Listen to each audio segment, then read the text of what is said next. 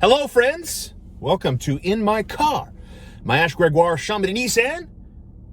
Yes, Quebec's #1 rated Nissan dealership, 4299 Auto Route 440 West in Laval.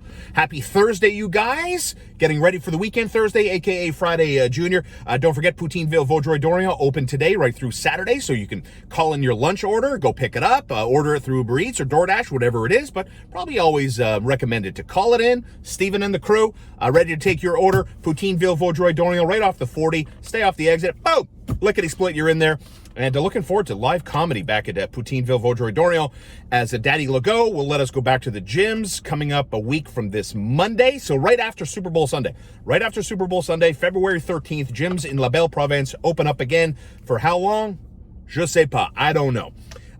Amazing to see that Canada's men's national soccer team, 6 straight for World Cup qualifying as they shut down El Salvador on Wednesday night in a steel cage match. You guys see this? I mean, how crazy is this? This is so soccer. This is so international CONCACAF soccer. First of all, the afternoon starts with the news that El Salvador isn't going to take the pitch. They didn't get their Bitcoin. They need to get paid, and the government's screwing them around. And so they threatened, so you're not going to pay me? I'm going to not play.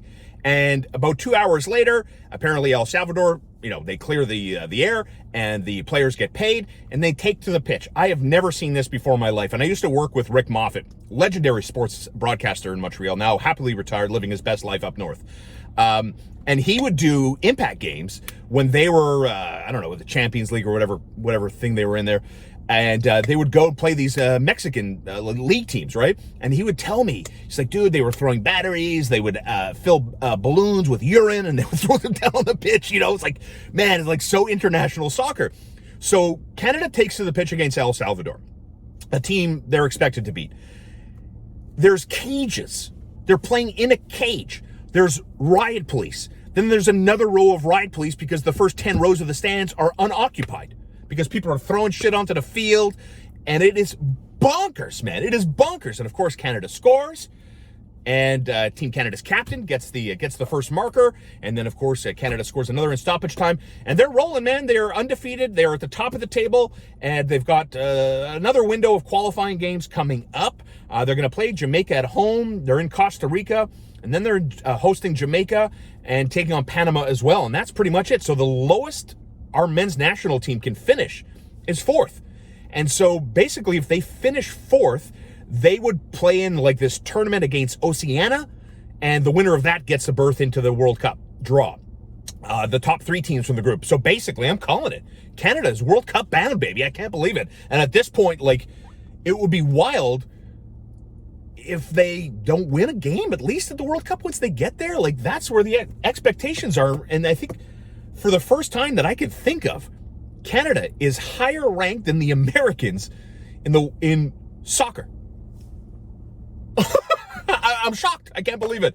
So yeah, I'm on the bandwagon, 2 feet firmly planted. Go Canada, go! Just amazing to see what our little proud country has been able to do. Finally, we're kicking ass in golf. We're winning Grand Slams in tennis, and now we're on the soccer stage. I mean, this is just 2 thumbs up fantastic. Now from the positive to the very, very ugly. Let's take you to the first town hall meeting of the Chicago Blackhawks. Members of the media are there, season ticket holders, longtime fans of the organization. In attendance in Chicago for the town hall, Rocky Wirtz, the owner of the Chicago Blackhawks, is there. The president of the Hawks is there. So you got the front office, the who's who of the Chicago Blackhawks front office. We have a question from a reporter in The Athletic asking about the travesty that was the Kyle Beach, Brad Aldrich situation from Chicago in their run to the Stanley Cup in 2010. You know the backstory about all of this, right? Here's Rocky Wirtz's answer and question from a reporter from The Athletic on Kyle Beach and what the Hawks are going to do moving forward so that history doesn't repeat itself. Here's Rocky Wirtz and his answer to the question. Also, and I think much of what happened to Kyle Beach stemmed from a power imbalance between a coach and a player, and the powerlessness of a player in that situation. So what are the Blackhawks doing? What have the Blackhawks done? What will the Blackhawks do to empower a player in a similar situation to make sure that doesn't happen again? I'm going to answer the question at the end. I think the report speaks for itself. The people that were involved are no longer here. We're not looking back at 2010. We're looking forward. And we're not going to talk about 2010. I know, and I'm not either. And we're not going to talk about what happened. We're moving forward. That is my answer. Now, what's your next question? I can pick up to what we are doing today. And I think No, I don't know. That's none of your business. That's none of your business. What we're going to do today is our business. I don't think it's any of your business. How is it not my business? Because I don't think it's any of your business. You don't work for the company. If someone in the company asks that question, we'll answer it. And I think you should get on to the next subject. We're not going to talk about Kyle Beach. We're not going to talk about anything that happened. Now, we're moving on. What more do I have to say? You want to keep asking the same question? You hear the same answer? Okay, ask the next question. Okay. So I always try to see both sides of the story, okay? And I think it was a great question. It was the absolute worst answer you could possibly come up with. But why did Rocky Wirtz choose to answer it that way? Why was he so hypersensitive? Why was he so defensive? Why did he take the answer down that path? And obviously, Rocky Wirtz, who inherited the team from his dad, aka Dollar Bill Wirtz, Chicago has just been a backward-ass organization for generations.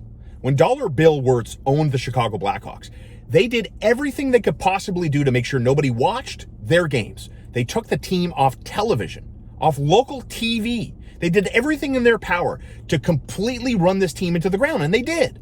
And then Rocky Wirtz comes in, takes it over from his dad, and kind of modernizes Chicago a little bit, but not entirely. Obviously, they got Patrick Kane, Jonathan Taves, Chateaugay's own Corey Crawford, Duncan Keith, Brent Seabrook, and they're off and running, and they win titles, and they win Stanley Cups. And then 2010, and the story comes out 12 years later about Kyle Beach and Brad Aldrich, their video coach, and the hideous, disgusting, grotesque behavior that took place and how it was hidden and kept secret from the National Hockey League and how it ran rampant with the Chicago Blackhawks. And so Rocky Wirtz comes out and says, shut up. We run our own business. We don't tell you how we run our business. If someone with inside the business asks me, then maybe we'll address it. I mean, you talk about, why the NHL goes nowhere fast. The NHL needs to adapt a better relationship with the media, ASAP. And this is why the Montreal Canadiens have done a 180. Because guess what? Marc Bergevin comes from the Chicago Blackhawks organization, and Marc Bergevin more or less ran this organization into the ground. Marc Bergevin committed cardinal sin after cardinal sin after cardinal sin. And now, Ken Hughes and Jeff Gorton are here to clean it up. You saw how Rocky Wirtz chose to answer that question.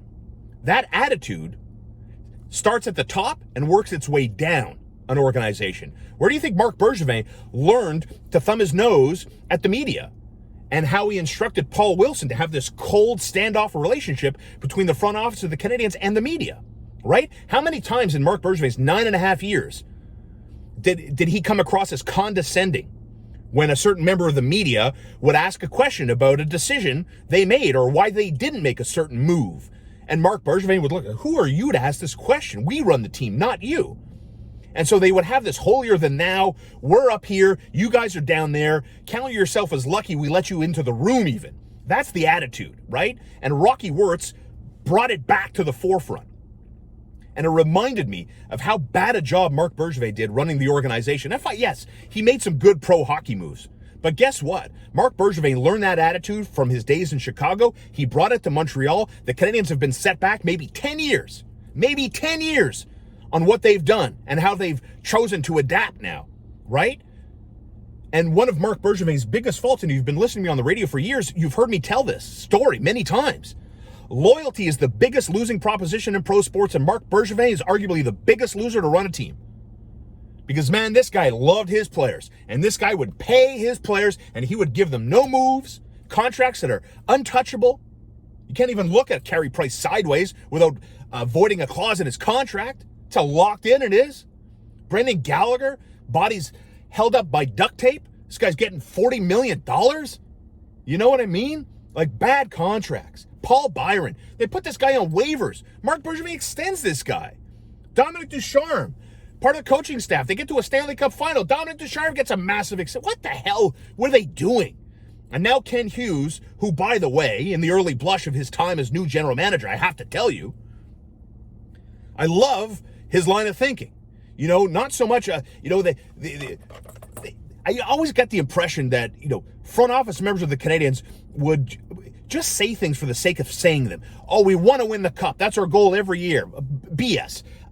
They would talk about, we're doing everything we can. BS. Ken Hughes, for the first time in what feels like 15 years to me, is actually coming across as someone that says, you know what? We have a firm understanding of where this team is, the mess that we inherited, and you know what? We're interested in prospects, not necessarily just draft picks. You know what I mean? So it takes me back to, Marc Bergevin and how secretive he was, and like he was always the smartest guy in every room that he happened to occupy space in, right? Where I get the impression now that Ken Hughes is like, no. You know what? You guys are smart too, and I'm going to tell you kind of what we're thinking, our philosophy, and our approach to rebuilding this team. But buckle up, it's going to be one hell of a bumpy ride that may take anywhere between 5 to 8 years to get back to a level of consistency, of competitive consistency, right? And Ken Hughes talks about prospects, not so much draft picks, prospects. Looking and identifying prospects that can expedite the process to get this Canadiens team back to where they belong. Consistently competitive, right? Like when you look around the National Hockey League, how many great teams are there? How many teams can you look at and say, yeah, I think you can win a Stanley Cup? I think you can, right? Like, go through them. You can look at Tampa Bay, certainly, the Florida Panthers, the Carolina Hurricanes, Washington Capitals in that category. Out west, you got Minnesota, you got Nashville, you got Vegas. You've got Colorado, obviously. You got, so maybe 6 to 8 teams that you can legitimately make a case for as elite, as cup contenders. The Montreal Canadiens are exceptionally far removed from that category. But you know who else is in that group? Toronto Maple Leafs are in that group. And it's 7 years now since the Maple Leafs started to tear it down. And look, a lot of luck. They got some great players, some fundamental superstars. Austin Matthews is 24 years old, man. But it was 7 years ago. It's 2022. And the Leafs can't get out of the playoffs. But you know what? They're a great team. They're consistently competitive. They're fun to watch. They score goals and they have fun players. And it's a matter of time before they do something in the playoffs and Montreal fans stop laughing at Toronto because they haven't won since 1967. You know what I mean?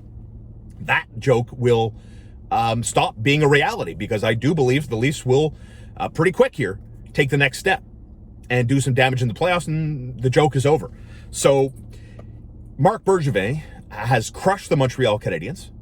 And as a result, it's going to take a lot of digging for this team to climb out of the hole that they're in. And Rocky Wirtz taught Marc Bergevin, and now Ken Hughes has to untangle this knot. And that's where we're at, okay? Don't forget, tomorrow is Friday. That means ask me anything. Send your emails and your questions to inthecarwithstarr@gmail.com.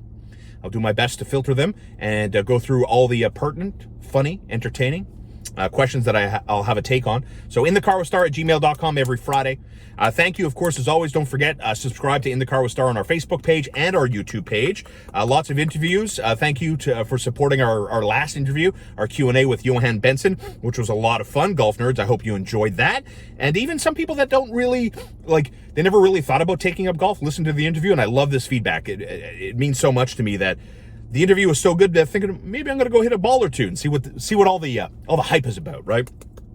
So thank you for that. Look forward to more interviews coming up. Stay tuned for In the Car with Starr. Don't forget K-Stop Gas Bar and Depanneur, Highway 138 in Ganawage, proud sponsors of In the Car with Starr, and they have been for a long time now. We thank them for their loyalty.